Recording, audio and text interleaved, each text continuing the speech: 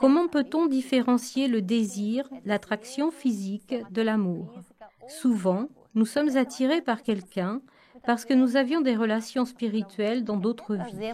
Certaines personnes racontent avoir commencé une relation amoureuse car elles avaient beaucoup d'affinités avec une autre.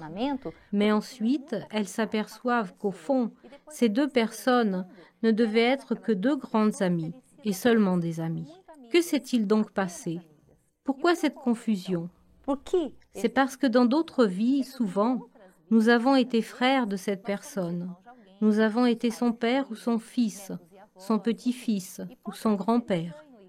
Et ça peut paraître étrange, mais lorsque nous nous retrouvons dans cette vie, il y a une reconnaissance, il y a une affinité. Et parfois, la précipitation conduit la relation sur un chemin amoureux qui n'aurait pas dû être. Ça aurait dû être un grand vécu d'amitié.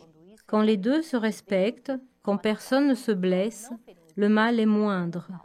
Mais il ne faut pas oublier que nous devrons rendre compte de beaucoup de situations que nous avons provoquées. Quelle est la différence entre désir et amour? En premier lieu, notre canal intuitif est très fort. Lorsque nous naissons, Dieu nous offre en cadeau un ange gardien. Et au-delà de cet ange gardien, il y a une capacité médiumnique en chacun de nous qui permet d'établir une connexion avec le monde spirituel supérieur, d'où vient la bonne réponse pour notre cœur. Pour ça, nous devons nous ravitailler. Et comment fait-on cela? Cherche, apprends, lis les enseignements à ce sujet. J'aimerais vous rapporter l'essai littéraire Évangile du sexe, dans lequel l'écrivain Pai Vanetto écrit à la page 21. Ouvrez les guillemets. L'amour ne constitue pas l'expression vile du désir.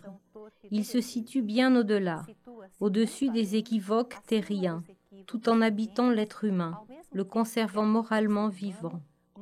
En tant que facteur inamovible de l'être, il est générateur de vie.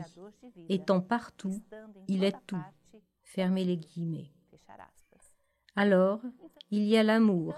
Et nous devons savoir si c'est vraiment de l'amour ou si ce n'est qu'une amitié qui nous offre ses joies et une relation saine avec la société.